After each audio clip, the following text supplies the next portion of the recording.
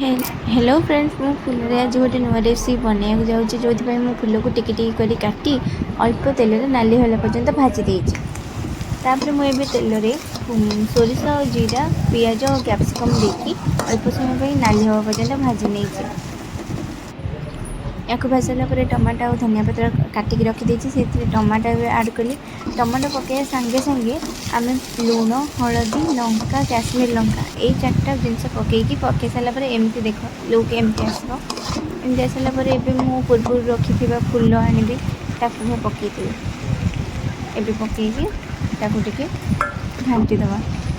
घाटी सारापर tomato sauce पकईकी एवं chilli sauce पकईबी अल्प कम राग जी खाऊे। तापर चिकेन मसला तापर अल्प पानी दे सिझला भाया अल्प बेस पानी देवा दरकार नहीं।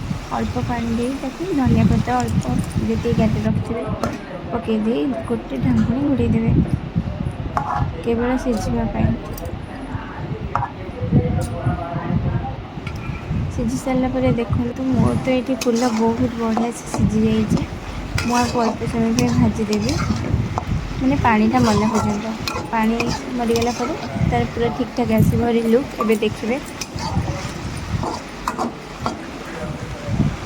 फाइनाली मुझे बहुत कम तेल माने फुल चिलीटा जमी या हुए तापेक्षा तो यहाँ बहुत टेस्टी लगे। मैंने कम तेल देहपाई भी बहुत भल से तो आर पाउडर मिसे माने आर फुल चिल्ली रे बट यही फुल चिल्ली बिना कॉर्नफ्लोर पाउडर रे अल्प तेल रे देखते केते बढ़िया लुक आस बहुत टेस्टी बहुत एमी लगे गरम गरम रुटी रे बहुत टेस्टी।